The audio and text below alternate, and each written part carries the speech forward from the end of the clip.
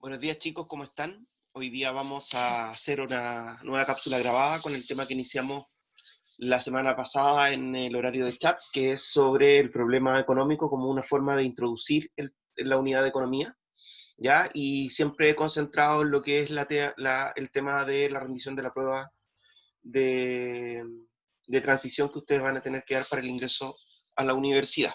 Ya les voy a compartir pantalla para mostrarles el PPT donde se va a sintetizar de alguna otra manera lo que iniciamos la semana pasada, pero también se van a profundizar algunas otras cosas.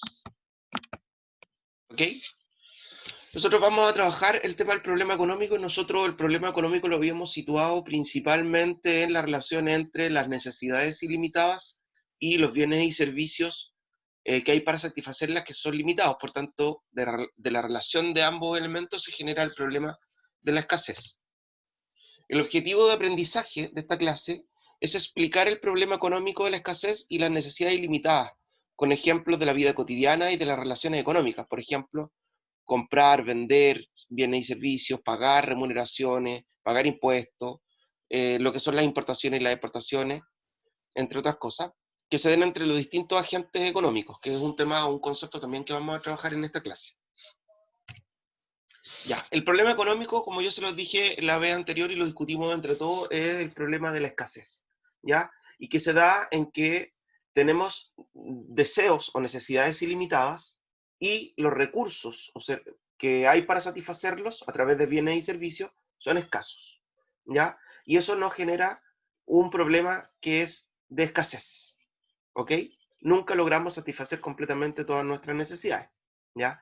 Las necesidades son todas aquellas cosas que el ser humano necesita y cuya consecución generan felicidad. Y las necesidades, desde una perspectiva básica, se pueden clasificar en las necesidades corporales o básicas, valga la redundancia, que son aquellas que son vitales para nuestra vida, respirar, comer, tomar agua, abrigarse, entre otras. De aquellas que son consideradas necesidades suntuarias o superfluas, que son aquellas que están asociadas al lujo y que no son vitales para la vida del hombre, ¿ya? Producto de esa escasez es que se generan tres preguntas: ¿qué producir? ¿Cómo producir? ¿Y para quién producir? Y supuestamente esas tres preguntas tratan de apuntar a reducir al máximo o enfrentar al máximo esa problemática de la escasez, y ahí aparecen los famosos sistemas económicos, ¿ya? Que nosotros vamos a analizar cuatro, vamos a partir con tres: el capitalismo clásico, la economía mixta y la economía central planificada, que son las tres que estuvieron en el fondo vigentes a lo largo del siglo XX, y después nos vamos a detener un poquito en nuestro sistema económico actual de corte neoliberal, ¿ya? Pero esa es la lógica o la problemática económica básica, ¿ya? El tema de la escasez. ¿Y cómo solucionamos el tema de la escasez?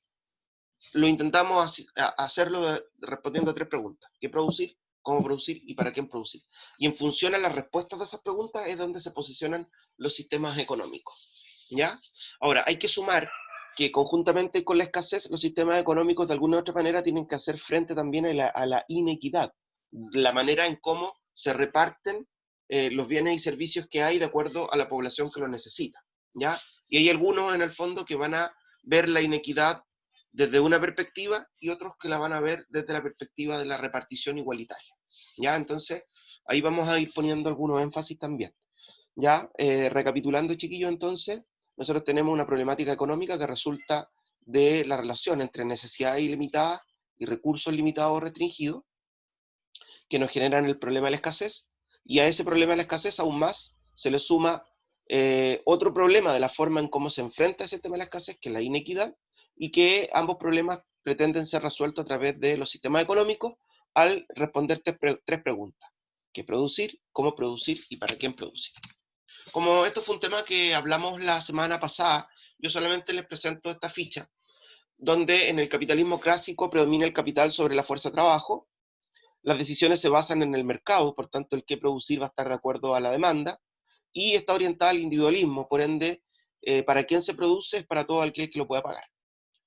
En el lado izquierdo o sea, en este sector, en el derecho de ustedes, está el socialismo, que apoya la intervención del Estado, por eso esta economía se llama economía social de mercado, se llama economía central planificada, porque todas las decisiones del qué, el cómo y el para quién las toma el Estado de acuerdo a la necesidad de las personas y con un criterio de equidad, ¿ya? Y el sistema mixto, que es el sistema que propone Keynes después de la Primera Guerra Mundial y que se adopta en importantes sectores del mundo, de la economía mundial después de la Gran Depresión, de Wall Street, es el sistema mixto, ¿ya? Que es una mezcla, por eso dice híbrido, entre la economía de mercado y el sistema de planificación central, ¿ya? Y ahí, en este sistema mixto, las respuestas de para qué producir están determinadas por el mercado de acuerdo a la demanda, pero también por el Estado de acuerdo a las necesidades básicas de la población. Ahí están participando ambos. ¿Y para quién se produce? Bueno, los privados producen para el que pueda pagar y el Estado produce para los que quedan fuera del mercado. Ahora vamos a entrar, chiquillos, a una serie de conceptos que son súper importantes tenerlo claro. El primer concepto es el concepto de factores productivos, ¿ya? Los factores productivos son todas aquellas cosas que participan de la elaboración de un bien o servicio. Y tenemos recurso natural, trabajo, ¿ya? El capital o los recursos monetarios y la tecnología, ¿ya? Son los 4 elementos que se ocupan para producir un bien o servicio y se les llama para ellos factores productivos. Si uno piensa en cualquier cosa, en un ejemplo concreto, el mismo computador, por ejemplo, tiene recursos naturales. Todo el material en sí es fruto de los recursos naturales. Tiene trabajo humano. Hay gente que hizo este computador. Tiene inversión, las empresas que invirtieron en la elaboración de estos computadores, y también tiene recursos tecnológicos, ¿ya? Por eso se llaman factores productivos, todas aquellas cosas que participan en la elaboración de un bien o servicio y que están relacionadas con estos 4 elementos. También tenemos los agentes económicos. Los agentes económicos son todas aquellas personas o instituciones que participan del proceso económico, no de la producción de un bien o servicio, porque esos son los factores productivos. Los agentes económicos son todas aquellas personas que participan del ciclo económico, como es el Estado, el gobierno dice ahí, las industrias y las familias, ¿ya? Y aquí nosotros tenemos que preguntarnos, ¿cuál es el rol económico de las familias? ¿Cómo actúan las familias dentro de este circuito económico? Las familias actúan como consumidores, actúan como mano de obra, ¿cierto? El Estado actúa como empleador, cumple un rol fiscalizador, promueve el empleo dentro de este círculo económico, entre otras cosas. Y la industria generan bienes y servicios, generan empleo, generan inversión, piden créditos, etc. ¿Ya? Es la forma en cómo nos relacionamos en este circuito, por eso está marcado con la flecha, en el fondo donde todos los 3 agentes económicos participan de este ciclo económico y le dan dinamismo. Por eso que cuando se comprime o cuando se deprime uno de ellos, la economía comienza a funcionar en crisis, ¿ya? Como ocurre, por ejemplo, cuando las familias enfrentan el tema del desempleo. ¿Ok? ¿Por qué? Porque va a haber menos poder adquisitivo en el mercado, eso va a afectar directamente a las industrias van a dejar de pagar impuestos al Estado y ahí nos vamos a ir complicando todo. ¿Ya? Por eso que es importante tener claro e ir haciendo este tipo de relación. Entremos de lleno ahora al tema central de esta clase, que es la economía de libre mercado, ¿ya? El neoliberalismo. ¿Ya? El neoliberalismo, chiquillo, es un modelo económico que se sustenta en principios del capitalismo clásico con algunas modificaciones tras los aprendizajes traumáticos que generó la Gran Depresión en la economía mundial en 1929, que perduró a lo largo de toda la década del 30 y parte del 40. ¿Ya? Acuérdense que nosotros somos claro ejemplo de lo que ocurrió con esta crisis de carácter mundial y de corte global, por el hecho de que, según datos internacionales, la economía chilena fue la segunda economía, después de Estados Unidos, que más efectos negativos y nocivos tuvo la Gran Depresión por el fin de la economía del salitre y la reorientación de un nuevo programa económico como fue el ICI, ¿ya? Que no solamente es de Chile, sino que también es de Latinoamérica. ¿Ya? El lugar físico donde surge o donde se trama este modelo económico es en la escuela de Chicago, de la Universidad de la Universidad de Chicago, en la Escuela de Economía, donde un grupo de profesores liderados por Milton Friedman comienzan a idear un modelo capitalista 2.0, por llamarlo así, ¿ya? E intenta ganar espacios dentro de la economía mundial para poder probarlo e implementarlo. Y de hecho, los primeros experimentos de este modelo neoliberal, como ustedes saben, se desarrollaron en Chile con la dictadura militar cuando llegan a hacerse cargo del Ministerio de Hacienda, el Ministerio de Economía, los denominados Chicago Boys, ya que son estudiantes de la Universidad Católica de Santiago, estudiantes de economía, que se van a hacer su posgrado a la Universidad Harvard, ya en Nueva York, y la dictadura militar los contrata para dirigir la política económica nacional desde 1976 en adelante, e inician una política de liberalización y de privatizaciones importantes. En la foto que yo aparecen principalmente un grupo de estos Chicago Boys chilenos que además, después de haber implementado el modelo acá en Chile, van a ser asesores de otros gobiernos también, como en Argentina, como en Brasil, e incluso alguna asesoría en Inglaterra. Ya. ¿Qué es el neoliberalismo? ¿Ya? Busqué esta definición de Harvey en la breve historia del neoliberalismo, que me pareció una buena forma de introducirnos al concepto desde la perspectiva de sus principios. ¿Ya? Para este autor, el neoliberalismo es, ante todo, una teoría de prácticas político-económicas, que afirma que la mejor manera de promover el bienestar del ser humano consiste en no restringir el libre desarrollo de las capacidades y de las libertades empresariales del individuo dentro de un marco institucional caracterizado por los derechos de propiedad y la libertad de comercio. El papel del Estado es crear y preservar el marco institucional apropiado para el desarrollo de estas prácticas. Ya aquí lo primero que tiene que llamarnos la atención el elemento donde el modelo neoliberal es político-económico. No es económico ni es económico-político, es político-económico, porque las medidas neoliberales dependen directamente de que haya un Estado que les dé la seguridad de que se va a funcionar en base al marco legal neoliberal que se ha estructurado. Por eso que en el neoliberalismo, y lo vamos a ver más adelante, el Estado es el principal responsable del mantenimiento del macroorden económico. ¿Ya? Eso que debatíamos la otra vez, o sea, cuando las empresas tienen ganancias, el Estado debe velar porque esas ganancias sean justas, sean libres, sean competitivas, pero además no sean criticables por el hecho de que son los mismos empresarios los que asumen el riesgo. ¿Ya? Distinto pasa cuando en vez de ganancias hay pérdidas, porque parece que ahí el riesgo lo tiene que asumir el Estado, como lo hemos visto en este contexto de pandemia con las empresas, con las macroempresas chilenas, en función de la forma en cómo se han relacionado con el Estado ante esta situación. ¿Ya? Por lo tanto, lo primero que tenemos que tener claro es que es un modelo político-económico. Lo segundo es que el centro de su funcionamiento es no restringir el libre desarrollo y las capacidades de la libertad empresariales del individuo. ¿Ya? O sea, estamos situados en un elemento donde la finalidad del Estado es resguardar la propiedad privada, pero el bienestar también no colectivo, sino que individual, porque el neoliberalismo entiende que la felicidad individual es sinónimo de la felicidad colectiva. Por tanto, lo primero es la satisfacción individual. ¿Ya?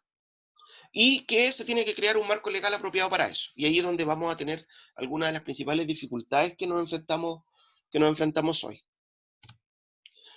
¿Cuáles son principios del neoliberalismo? Primero, la promoción del bienestar social depende de la libertad individual.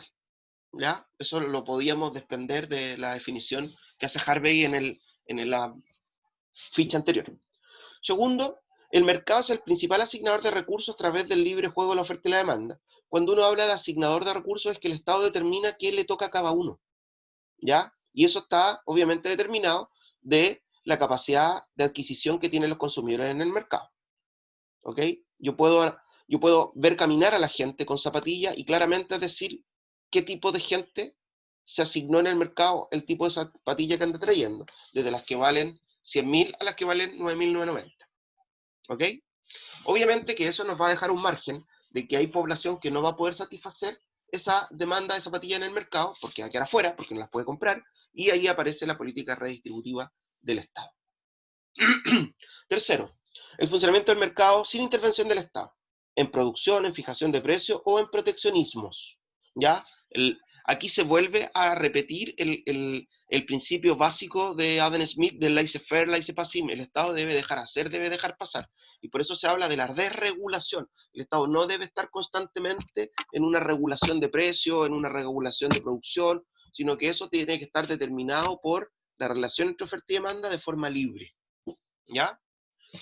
También el Estado es el encargado del orden macroeconómico y la redistribución del ingreso dentro de esta estructura del funcionamiento del mercado.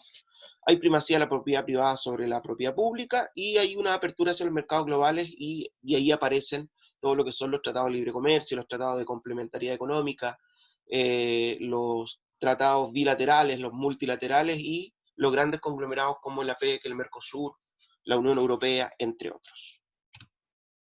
El rol del mercado. El rol del mercado lo vamos a sintetizar en una frase. El mercado es el principal asignador de recursos, ¿ya? Mediante el libre juego, la oferta y la demanda, de cuya relación se determina el precio de los bienes y servicios que yo quiero conseguir, ¿ya? Y ahí tenemos una gráfica en función de la relación oferta-demanda. Son más grandes, les dice uno. Las tengo 1000, pero las mías están más baratas, están a 900. Precio-calidad, ¿qué voy a privilegiar? ¿Ya? ¿Me llevo esta sandía por 1000 pesos que es más grande o me ahorro 100 pesos y me llevo esta sandía que es más chica? Ahí está la relación precio-calidad. ¿Ya? Por tanto, es el mercado quien asigna lo que a cada uno le corresponde. ¿Ya?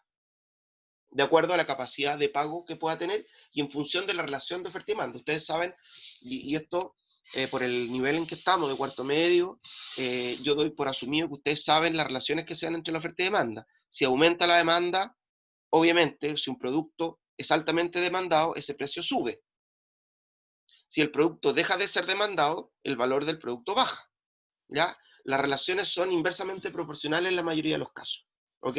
¿Y qué es lo que hace el neoliberalismo? Que todo se transforma en una situación transable de mercado, incluso el trabajo. ¿Ok? A mayor cantidad de trabajadores que quieren un puesto de trabajo, los sueldos bajan. ¿Ok? Por abundancia de demanda del producto. Si en el fondo hay una alta oferta de empleo, pero hay una baja demanda de trabajadores, obviamente que el precio del trabajo sube. ¿Ok? ¿Cuál es el rol del Estado en este sistema económico neoliberal? Es el encargado de fijar y mantener el macroorden económico, evitando las colusiones, los monopolios o los oligopolios que pueden poner en riesgo el libre juego, la oferta y la demanda en el mercado. Mantener el macroorden económico, hacer que se cumpla la ley económica y obviamente que cumplir estos elementos de las colusiones, los monopolios y los oligopolios que, como ustedes saben, en nuestro país han sido pan de cada día en los últimos años. Con lo cual nos hace entender que el sistema económico de libre mercado no es libre, ¿ya? Y que ahí el que falla, y estas son palabras de Friedman, ahí el que falla es el Estado en el fondo, porque no está cumpliendo este rol que le corresponde y que el marco institucional además se lo impone. Y por otro lado, la otra justificación de Friedman es que el problema no es del capitalismo en sí mismo, el problema es un elemento moral de los capitalistas, que siempre quieren más de lo que realmente el mercado les asegura ganar. ¿Ya? Por tanto, el mercado es muy lindo según Friedman y somos nosotros las personas y por otro lado el Estado lo que hacen que ese modelo funcione mal. Segundo, el Estado le ha encargado las políticas redistributivas para satisfacer las necesidades básicas de todas aquellas personas que quedan fuera de las asignaciones de mercado. Lo que yo les decía, política redistributiva, si alguien no puede pagar educación privada o subvencionada, el Estado tiene escuelas públicas. Si alguien no puede pagar los alimentos porque está en la línea de la indigencia o de la pobreza, perdón, el Estado le dará las necesidades que ellos van a tener. ¿Ok? Y también gestiona algunas empresas públicas consideradas estratégicas, a pesar de que en el capitalismo clásico se dice que el Estado no debe participar de forma activa en la economía como empresario porque es un mal administrador. ¿Ya? Acá sí el Estado se resguarda ciertas empresas estratégicas, como para el caso de nosotros es Codelco. Funciones económico-políticas del Estado para cumplir estos roles que anteriormente se lo mencionaba. Primero, tiene que manejar el gasto público. El Estado es una entidad abstracta que se materializa a través del gobierno, ¿cierto? Que son los administradores de este Estado y que cuenta con una serie de recursos y esos recursos tienen que ser administrados para poder cumplir con los servicios que el Estado entrega. Lo segundo es la regulación de la actividad económica que tiene que ver con legislar en materia económica y hacer cumplir la ley. ¿ya? Y ahí entran todos los elementos también de fiscalización, como son la Contraloría General de la República, la Superintendencia, el CERNAC, etcétera, ¿ya? Que va a ser una actividad que les voy a dar hoy día, que van a tener que buscar cuáles son las funciones que cumplen distintas instituciones desde el punto de vista de la acción del Estado frente al mercado, ¿ya? Como las que les mencioné recién. También se encarga de la política redistributiva, lo que yo les explicaba, que es en el fondo entregarle bienes y servicios a aquellas personas que no pueden satisfacer su necesidad en el mercado. Y eso se hace a través de la determinación del presupuesto nacional, ¿ya? O lo que se denomina gasto social. Por eso que es tan importante cuando el presidente manda el presupuesto al Congreso y el Congreso tiene que aprobarle cuál va a ser la redistribución que el Estado va a tener para del gasto social en educación, en salud, en vivienda, en generación de empleo, entre otras cosas. También el Estado fija los impuestos y determina la forma en cómo se recauda. Y aquí hay un punto importante, el 60% de los ingresos fiscales y que se ocupan después para el gasto público y todo lo que tiene que ver con la política redistributiva viene de los impuestos. Por eso que eso es una función muy importante del Estado, ¿ya? Dentro de los impuestos, chiquillos, nosotros vamos a encontrar impuestos directos, como el IVA, por ejemplo, que uno cuando compra un producto lo paga directamente, que es el 19%, o vamos a encontrar impuestos indirectos como el impuesto a la renta, en el fondo que es cuando uno le pagan el sueldo, si queda dentro de los tramos sujetos a impuestos de renta, el empleador te descuenta ese monto y posteriormente el empleador lo paga al Estado, ¿ya? Impuestos directos e impuestos indirectos. Y la quinta atribución del Estado en materia económica tiene que ver con los incentivos a las inversiones nacionales y extranjeras a través del manejo de la política económica y de la política monetaria que hace a través del Banco Central, que será nuestro tema en la próxima clase, el Banco Central, ¿ya? Bien, como yo les decía, muchachos, les voy a dejar una actividad donde ustedes van a tener que investigar cuál es el rol político-económico que cumplen distintas instituciones, como la Contraloría General de la República, el Banco Central, el CERNAC, ¿ya? Las superintendencias, entre otras. ¿Ok? Por tanto, ustedes me llenan en la misma hoja de respuesta que les voy a dejar en el aula virtual y posteriormente en el horario de chat hacemos esta retroalimentación. Próxima clase, chiquillos, próxima clase, todo lo que es política económica, ya lo que es política fiscal y política monetaria en Chile y las instituciones responsables y las acciones responsables de aquello. Ahí nos vamos a meter un poquito con lo que es inflación, con lo que es importación, exportación y también con el tema de la estabilidad de la moneda nacional frente a la divisa internacional que es el dólar. ¿Ya? Espero que la clase haya sido clara. Importante saber cuál es el problema económico, cómo responden los sistemas económicos a responder esas preguntas de qué producir, cómo, para quién producir y cómo producir, y también saber cuál es la estructura de funcionamiento base que tiene nuestra economía neoliberal desde la perspectiva de los dos principales agentes, que es el mercado y el Estado. ¿Ya? Espero que haya quedado claro, chicos. Nos vemos el lunes. Chao.